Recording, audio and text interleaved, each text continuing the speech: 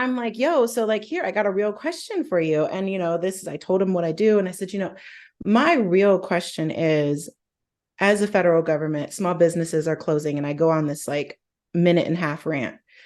And I'm like, it's wonderful that there's so much funding out there, but people still don't have the ability to access this funding. They Yep. still don't understand this funding. And then the Yep. people who are supposed to be teaching them about it don't have time. There's too many. Yeah.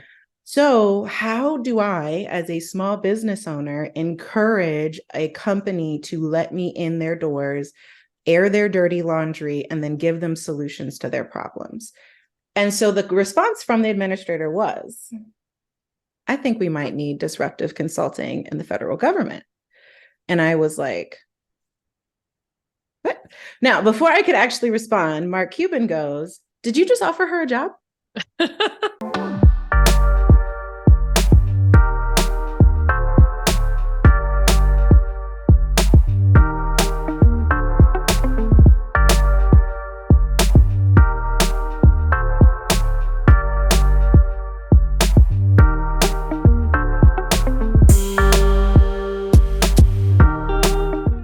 Welcome to the Career Safari podcast, a space for us to get the inspiration to walk boldly on our own path, where we have candid conversations with women from around the world because there are women everywhere carrying the torch for us. And I'm your host, Juanita. We're at the end of season 2, y'all, and it's really hard for me to put into words how transformative this season has been for me on a personal level, and just to see how much Career Safari has been growing.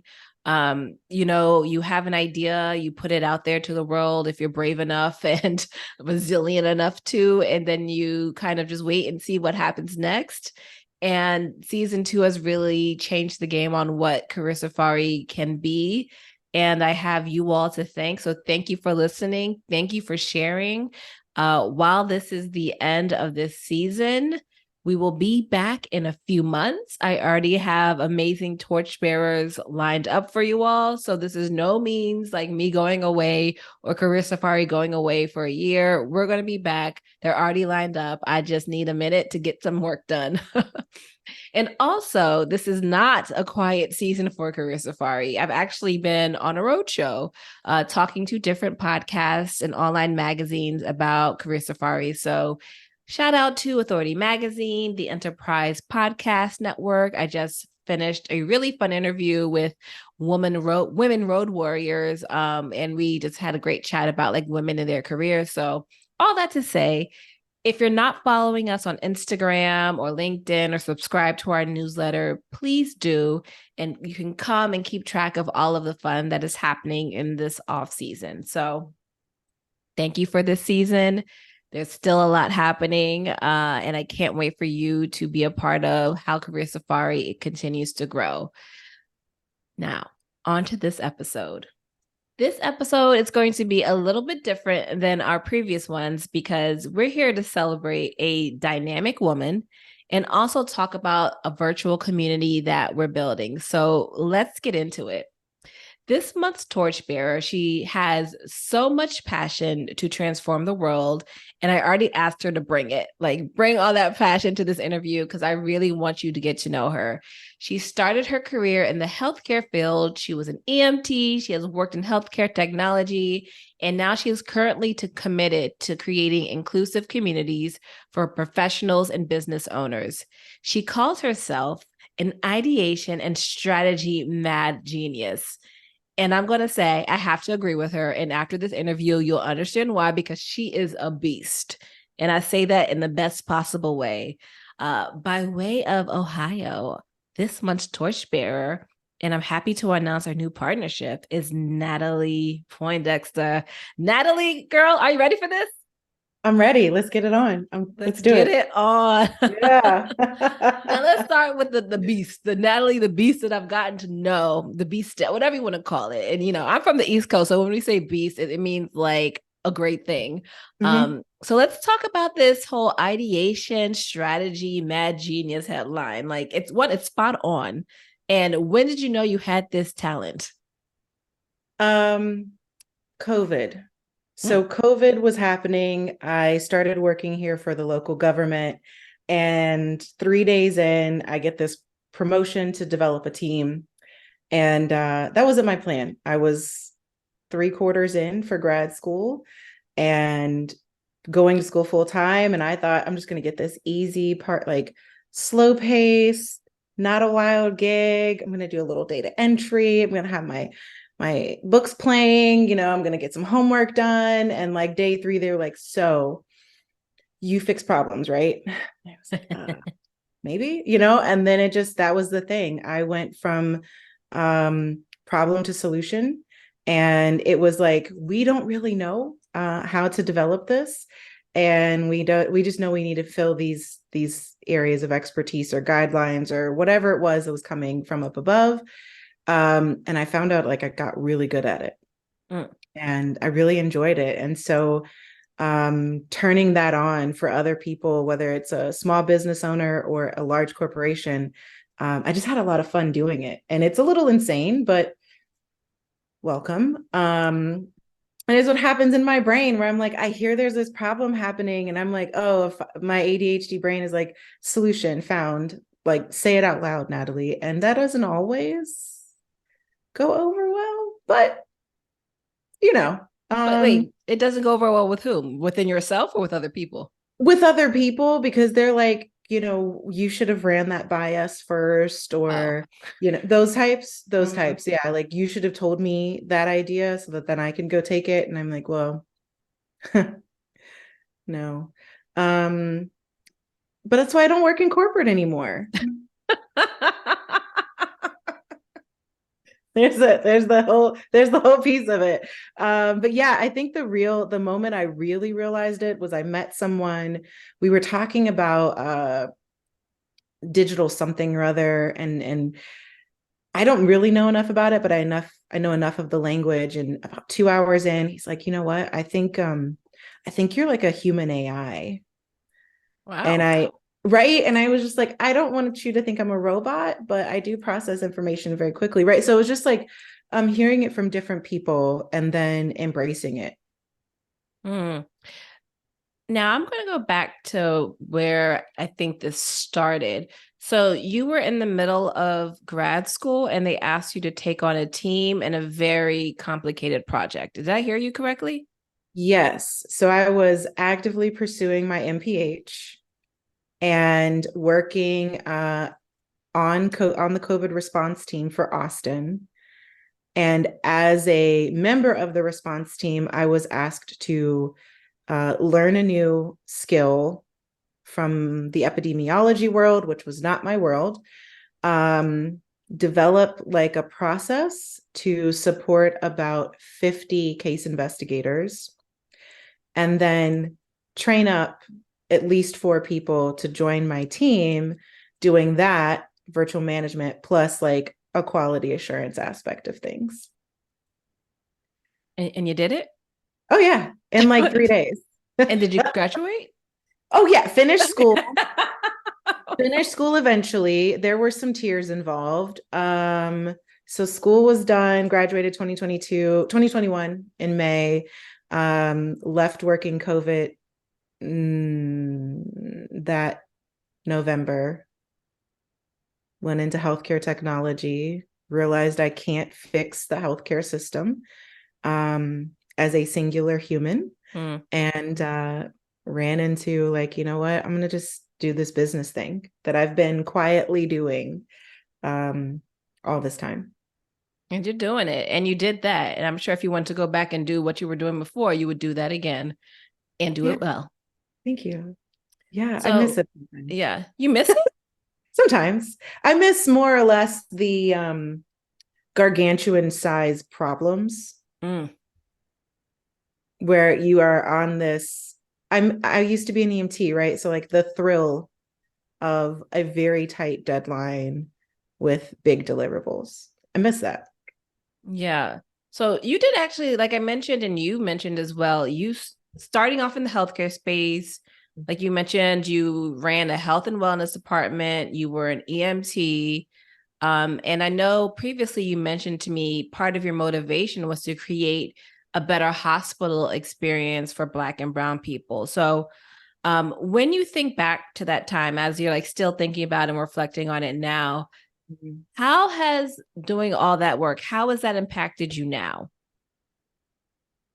I think two parts. One, being an EMT, your level and ability to listen and truly take in everything that's happening, right? It's the reading of the person, it's the environment, it's the level of intensity, it's all of those things. And so translating that back to like I'm talking to clients or um I'm in a big room and I need to like build the energy or bring it down or something along those lines, like being able to read quickly is one part. But then I think the other part, the whole reason I wanted to get into healthcare was to help people. And that was my thing. And I finally got okay with the fact that I don't have to have hands-on healthcare to still help people. I don't have to be in the health world to still help people, but using my skills and abilities to support other businesses who will then have a bigger, broader audience and reach and impact. That for me was like, I'm actually doing more by working smaller and not at a larger scale, to still help people or to still, community health, environmental health, whatever it might be in that health and wellness space. I'm still doing it from a variety of different perspectives. Was it difficult to walk away from the healthcare space? Yes and no. When you work in trauma, you are either built for a long time, or you have, well, let me rephrase. I think we all hit this pivotal moment of, can we do this long term? And granted, I had gone from like working, on the streets to working in a level 1 trauma center in the ICU, which differing levels of stress, right? But yeah, I knew that I didn't want to keep working that way. And so that was for me the pivotal turning point of like, I don't want to see the same people in here. So how can I help them not be here? Ooh, there's a lot there. So by working that way, you mean working in a naturally like traumatic environment, or you're talking about like the culture? In a system that's truly broken. Mm. Our healthcare system is broken. It is a very responsive healthcare system, from the primary care physicians to the emergency care, right? It is very much like, if you don't feel well, that's not enough. You have to be like sick to dead. Yep. And then come in. Then you come and see us, right? And it's just like, well, no, because now that person is going to be in massive amounts of debt if they live. Their families are going to be traumatized. They are going to be traumatized. Like it's just this like stacked experience of sickness. And it was very frustrating to me. Like you said, I am a passionate person. And so I'm just like, do we want to do better?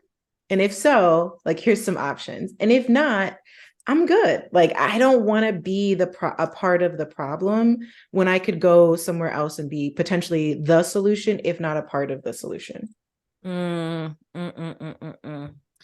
Yeah. And I think, and I do not have experience in the healthcare field, but for a lot of people that ask me my advice about like going into the nonprofit sector where I spent a good chunk of my career, it obviously attracts a lot of people similar to healthcare that want to do good for others, that want to do good for the community. And I always warn them about managing their time, managing their passion, because it can wear you out, like any job can. But I think it's something a little bit different when you're working in those fields that are like community based. It's a little bit, it just, because it just calls on so much of your soul, honestly, to do that work. So I always try to say, be careful of how much you give and still keep something for yourself. And that will keep you going. So it feels to me, or what I'm hearing and connecting to, is that it's probably a little bit of that as well. Like you're pouring, and then you're like, wait a minute, this system's not changing, this community's not changing, and you need to step back and collect yourself. You're spot on. And the other piece I think personally for me was that as a caring person and caregiver, I was losing some of that personal connection to the people. And that's when I was just like, oh yeah, no, I'm not reacting appropriately, things of that sort, where I have just become so numb. Or you're in the nonprofit space for so long, you're like, this is a systemic problem we can never fix. So we'll just keep throwing things at the wall and hopefully they stick. And then now you're just draining everybody by throwing things at the wall and then getting more funding and then throwing at the wall. And, and it's just like, now your people are leaving because the mission is messy or the programs don't exist. And so, yeah, no, it's exactly that. And then you also said something about, and this is why I don't work for, I don't know your direct quote, but you said something like, and this is why I don't work for.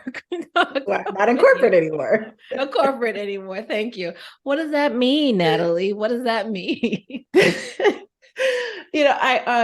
So I just recently saw this. I don't know. It was a commercial for a bunch of the women's soccer team, the football club in Los Angeles. A bunch of Hollywood actresses bought this club. Mm-hmm. And I heard this woman say, and it's just terrible, I should know who she is, but I don't. So she said, if you want to fix a system that's broken, you have to build a new one, or something along those lines. Yeah, right. Yeah. And I really felt like the journey that I'm on, I left corporate to start my own business, and to potentially make a bigger impact and change in the funding industry. But I really felt like that was how I was doing this disruptive work. Is I couldn't be in the system that wasn't doing anything at all, which was corporate. It's like, how do we put a Band-Aid where we might need some duct tape and electrical tape and maybe like some surgical staples, right? Like we really rewiring. I mean, we really need to burn it down and build it up again. But for the time being, the Band-Aid that we found it's not strong enough. And so I'm like, do I have the patience? And the answer was no, I really didn't, because I wasn't feeling fulfilled. And I knew there was this niche. I had heard about the amount of funding that's left on tables every year. And it's just like, why? And I started doing my research because that's the way I live my life. And it's like, oh, people capacity, time capacity, education, access, information, all of the things where I knew I could be an answer to that void. And so that was why, I stepped away from corporate, both for-profit and nonprofit officially. But that is, I am bold in my, when you start to tell me things that don't make any sense, and then my TI 84 plus can't math it. I can't buy in. I can't. Y'all telling me something that don't add up. See, the TI 84, for folks that don't know, but people of a certain age in the United States know, that is the Texas Instrument calculator that we were all given to do it. Was it the not calculus, whatever it was, high school math. Yep. And then college stats, physics, all of it can do, it can do the mathematical equations. And it does them really, and it graphs, right? It does your graphing calculator. Yeah, it does all of those things. It gives you the X and Y on the angles. And so when the math wasn't mathing, you like to challenge it? Yeah, I have questions. You have questions. Oh, we're going to talk about you challenging and asking questions quite publicly in a second. But now you're doing a few things, namely, and like you like to call yourself, and you are a grant queen. So you work with foundations, small businesses, nonprofits to secure grants. And what it sounds like to me, and please correct me here if I'm wrong, is that the reason why you're helping people get funding is so that they can help build better and new systems. Yes, it's true. And it's like the education side of it. It's really because a lot of people say, if I only had known that grant was there, or, if I only knew how to talk about my business in the right language, or, things where it's just like, I didn't even know as a for-profit business that I could get grants, right? Like, how would you not know, right? How could I do some work to help you know?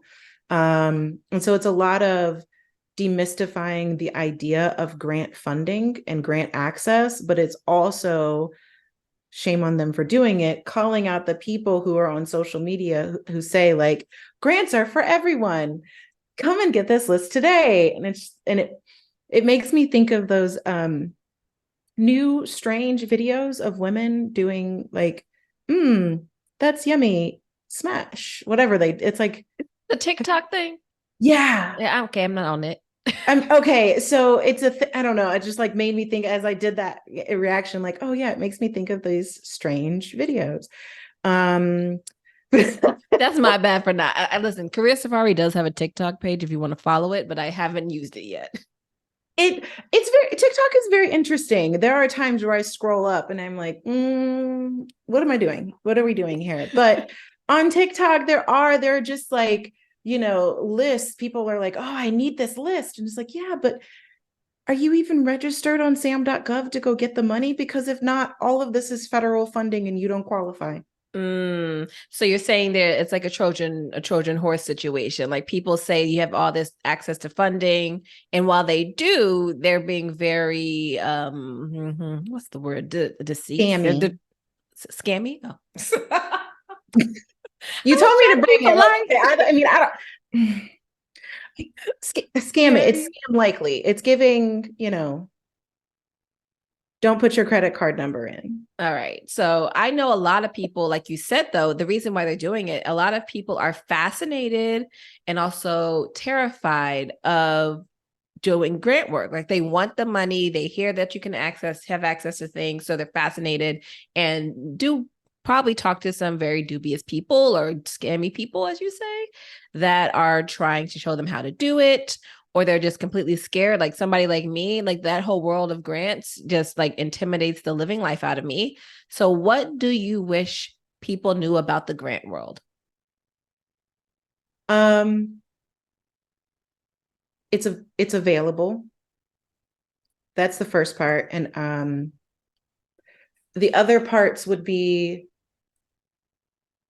if you are a for-profit organization, there are specific funding opportunities for you, but you have to really go look for them.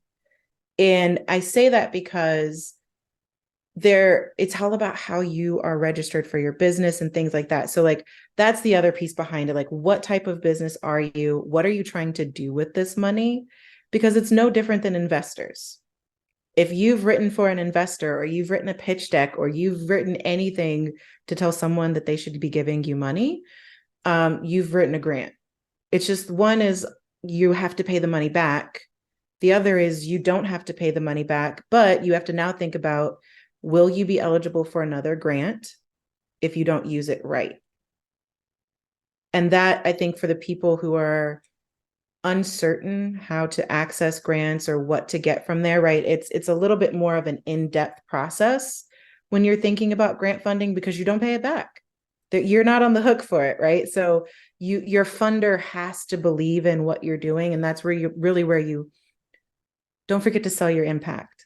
Don't forget to tell your real story instead, and like that's what they want to see. So I don't know if I went down the rabbit hole a little too far with that, but no rabbit hole. And Natalie has already agreed, and we've talked about, maybe I'm about to remind her, so let's look at her face if you're watching on YouTube, that we are going to have a special session just for her to break down like the grant world. So that will be coming. Shout out to season 3.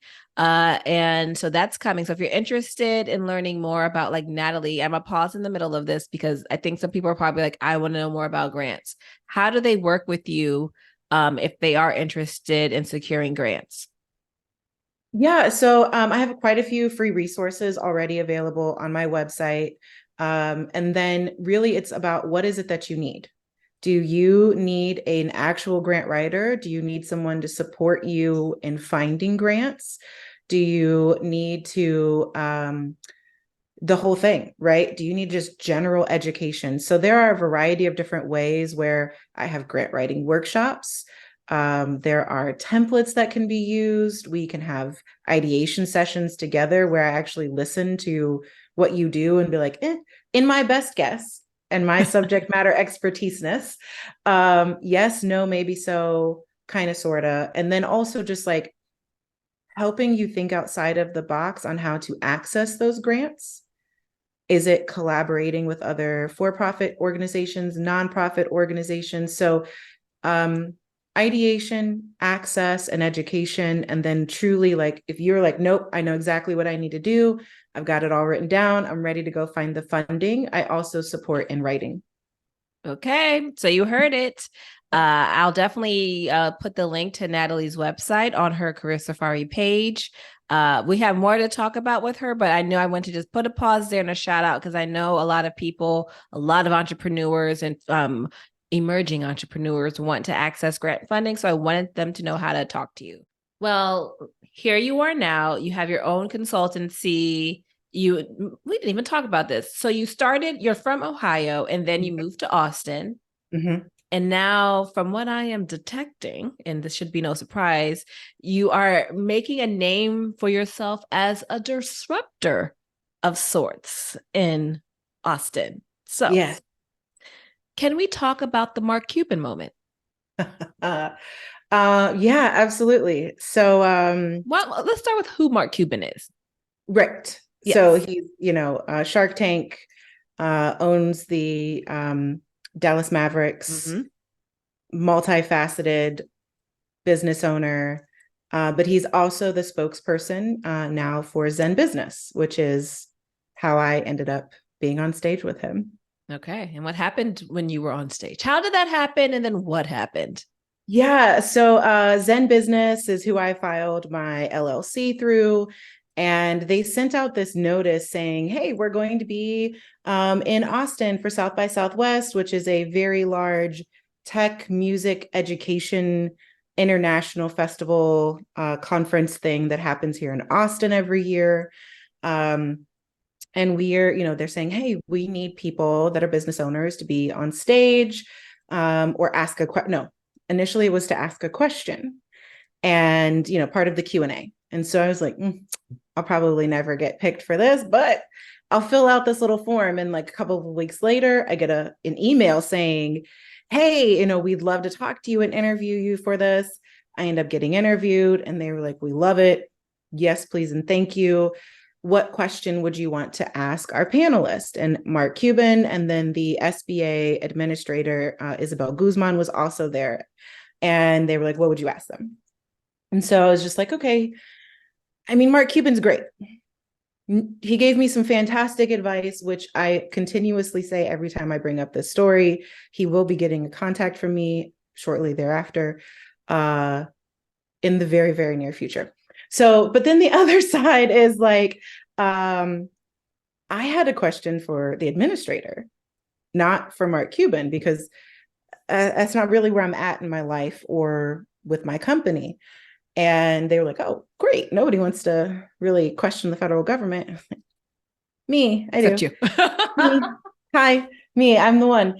I'll ask questions. And so, yeah, so that was like what we got to. And then about a week, maybe less, before South by is happening, I get a phone call saying, hey, we're going to go from question to like, you're going to be on stage now. Mm. And so, yeah, South by with the government rep and Mark Cuban. Correct. Okay. Correct. At South by Southwest. At South by Southwest. Yes. Yes. So for those that don't know, that's crazy. That's a leap. I mean, it is. Yes. Wow.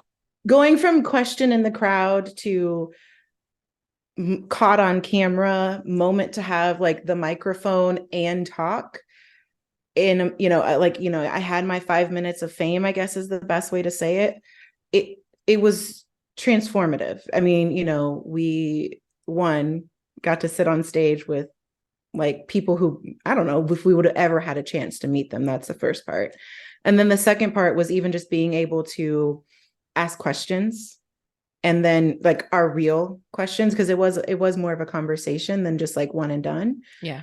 And I'll say this. So I was on stage asking my question to the administrator, and I was like, y'all should have never gave me a microphone. Which is why I'm like, I want to give her a microphone. Y'all should have never done this. But so I'm there and I'm like, yo, so like here, I got a real question for you. And I told him what I do. And I said, my real question is, as a federal government, small businesses are closing. And I go on this like minute and a half rant. And I'm like, it's wonderful that there's so much funding out there, but people still don't have the ability to access this funding. They still don't understand this funding. And then the people who are supposed to be teaching them about it don't have time. There's too many. Yeah. So how do I, as a small business owner, encourage a company to let me in their doors, air their dirty laundry, and then give them solutions to their problems while also paying and bootstrapping and all of these things, right? And I specifically called out like the SBDCs, which are the small business development centers, partially funded by, right? And so the response from the administrator was, I think we might need disruptive consulting in the federal government. And I was like, what? Now, before I could actually respond, Mark Cuban goes, did you just offer her a job? And I was like, that's my guy right there. I'm going to see him again, but that's my guy right there, because yes, you called them out on stage. Yes, she did. And my response was, Mark, I think she did. So we got to go. I have a job interview to finish. She'll be back. I'm not going to be back because I'm going to go start my job. Right. And like everybody was like, oh my gosh, she's crazy. And I was like, no, I'm not. I'm really about to call y'all out on all of these things. No, so you're just a disruptive consultant. yeah, right. Like if you have, I don't know. And I took a lot of this from, I talk about this to people, but just like in perspective, if I'm from Ohio, everybody who's from Ohio knows a little bit about Indiana. Mark Cuban went to school in Indiana, if not from there originally. And he talks about his journey of like living in downtown on the floor of somebody's house. And I hate hearing things about being a bootstrapper and like, look where, I bootstrapped and look at where it got me, right? But just hearing the realness in his story of, I got fired from my jobs because I asked questions. Yeah. Right. And like, that was him saying, and I was just like, there were so many people in that audience that felt that and got that, where you're like, you, Mark Cuban, right? And so just to be able to acknowledge, it's okay to ask questions. It's okay to be disruptive. Not everybody's going to win at it, but if we don't start asking these hard questions, then when are we ever going to get any real answers? I also want to talk about the power of moments, because not every, like, oh my goodness, just had this conversation with somebody today. And I talk about this on some of those podcast interviews that I've been on, that not every like environment is meant for you to thrive, but you need to be aware of when you're in a place, when you're under the right leadership, when you're in the right moment, and you better strike while that iron is hot, as they say. And just knowing when that moment's happening is important. And what you did in that situation is you seized it. You seized the moment, and like, you're so dang smart, and you're quick, so you could do it. But let's now talk about the impact of you being present and being in that moment and saying yes and not backing down. What has happened afterwards? Oh man. So I've now built this relationship with Zen Business, which has been awesome because of that, I met their co-founder and COO. I met quite a few people on their C-suite team. And now I get emails of like, hey, Natalie, we're doing this thing. Can you do a webinar piece for us? Or like, we're going to connect you to this other resource because they're looking for this thing. And so because of that, I'm now a local ally for the Small Business Digital Alliance. I was featured in a webinar that they just hosted in August. I was featured in a Zen Business webinar about women business certifications. Well, it's coming out. I don't know when, but I just got a call from them from Zen Business as well about being featured in a Forbes article. Okay.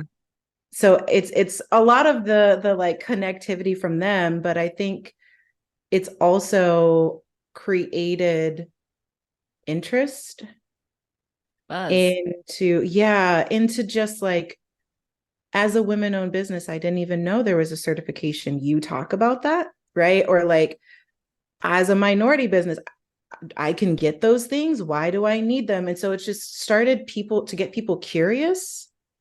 Or, and I think that's the other thing too. It's challenged me to continue to say yes. Mm. Whether it's, I have no idea what this opportunity is going to be, but it's showing up for me. And so I'm going to say yes to it because it is not an opportunity I've found on my own. I don't know where it came from. But something is generating this space. And so being able to continue to say yes, it has really just opened up doors. Yeah. And I know I think I'm about to get on a little sermon. So excuse me, It's okay. Natalie. Excuse me, audience. Heads up. Please. I know like a lot of times we dedicate ourselves to companies, we dedicate ourselves to purposes, leadership, missions, whatever it may be. And it feels like you are saying yes to a lot of things. And I want to kind of like differentiate what Natalie's talking about and what I'm saying. So let's put what Natalie's saying is one thing. What I'm saying is what I want people to tap into, my ladies, my men, my theys that are listening, is know when you are in an environment where you can thrive and be your best self. And then I want you to go for it. And when you know that you are in an environment where someone or that mission is not aligned to you, or that leader is not, really like has your best interest in mind, be aware of that and manage your energy appropriately and know what you're going to get out of that situation so you can get it and go. I don't want people spending time if they don't have to under situations that are putting them in distress. Yes. So I just wanted to I want to make that clear because I see it happen a lot. I've been in that situation. And that is one thing. Now, what Natalie's talking about saying yes is saying yes to opportunities that are being brought to her. And that is a whole nother thing. And now we are starting something called Net Do. So this is part of what I'm going to be working on in the quote unquote off season, although I'll be quite on.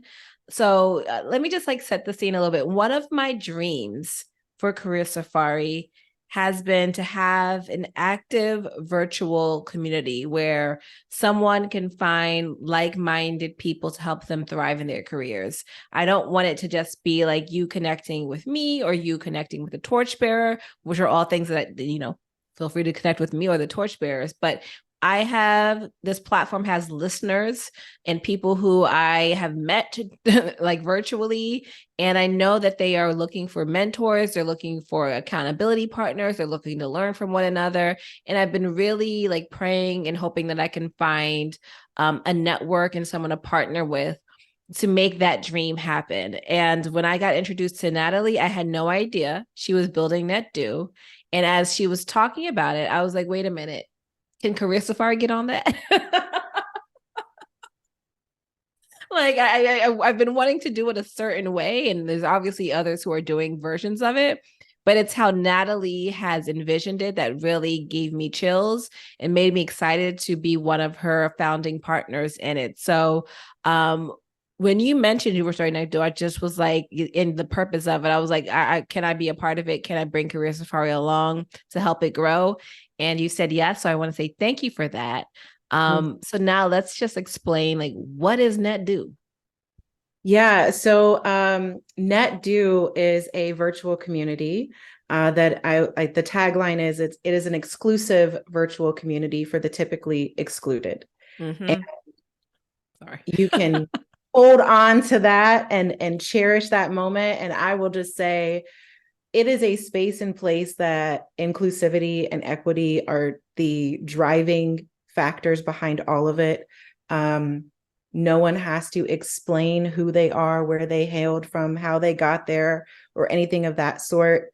I just knew that I wanted people to be able to show up in their true authentic self, because that is me, that is who I am, and I am showing up authentically. Some days I need to like reel it in, but I'm still here, right? And so this virtual community is a compilation of all of the things that I wish were together. And so it's covering things like professional development, personal wellness, business connections, and community impact. And the whole piece behind the NetDo, I was having a lovely conversation with a woman here in Austin, and she was like, Natalie, I'm tired of going to these networking events. And I just feel like I want to start net doing. I want to actually be able to answer questions, or, have someone answer my questions or my ask or my need, and actually show up for them. If I say I'm going to write, I don't want to just get a business card and then walk away. And so I was like, oh, girl, I love that. Like that right there is it, because we go to these networking events and, we get a card and we never see them again, or maybe we do, or maybe, I don't know. Right. And so for personal wellness, I know that if I'm stressed out, I react in the way that I need to react versus like proactively decompressing, spending time with people, finding whatever that might be. And so if I'm not personally well, neither is my business, neither is my community, and that's not going to work. Yep. From the business connection side of things, like there's so many founders and entrepreneurs out there that want to have a better pitch deck or want to pitch better on stage, and being able to capitalize off of the relationships in NetDo, right? Is there a person here that can listen to my pitch, or people that can listen to my pitch? And then from the last part of it, of community connection, of community impact, that is really like, who am I talking to? Because I think about some of the communities I've joined, or it's like I pay to play and I don't actually know who I'm talking to. And so I want to know, like, if I am looking for my next, operations and planning expert in the nonprofit space, or the role, or, whatever it might be, like, oh, I've got Wamita. Like I can go and ask her questions because I know what she does, because she's in my community. Right. And so that's what NetDo really is. It's like the pieces I think a lot of us were looking for in a singular community, but part of it was missing. And so like taking all of those missing pieces and putting it together to say, like, yeah, we're going to sit here and we're going to know each other. So how would I know if NetDo is the right space for me? Oh man. There's so many things that I could like tick off and go down that box, but go into that box. But I think the first part would be, if you've joined a community and you are the only one that looks like you in that community. You told me to bring it. This is it. Come on to NetDo. You can bring. I would say it, girl. Like I have joined communities and I was like, oh, it's just me.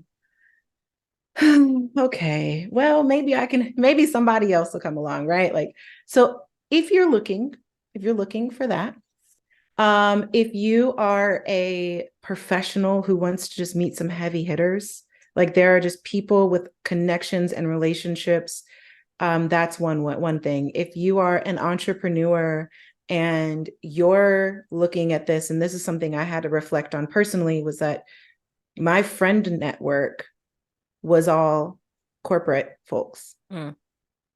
They didn't get my stress and struggle of being an entrepreneur. I needed some people who got me in that space and could say, Natalie, stop that, or reduce the noise, follow this one thing, do that thing, right. I think the other thing would be if you're looking to have real resources. So one of the other things with NetDo is like, we are all committed to providing some sort of free tool or resource to each other. And it doesn't have to be a business tool, right? It can be an amazing book list that you're working through. It can be that you're available to be somebody's accountability partner and like, this is how you show up for them. It could be you are like the biggest hype person out there. And every time, you get to tag somebody in that social media comment and now you're helping that person blow up with their content, right? Something that you are giving back to, if you are looking for that, like not just to give, but also to receive, come over to NetDo. I could keep going. Listen, you said a few things. I want to make it clear. So this is not just for people who live in North America. So, join for that reason as well. If you are curious about being an entrepreneur, if you are an entrepreneur, even if you're in college, this is a space for you. We'll find ways for you to connect with other people. And really what I'm excited and what Natalie and I keep on talking about is that if you're joining it now, you're helping to build it as well. So you can be part of shaping its future. So to join it, you can come to thecareersafari.com/netdo. Again, thecareersafari.com/netdo.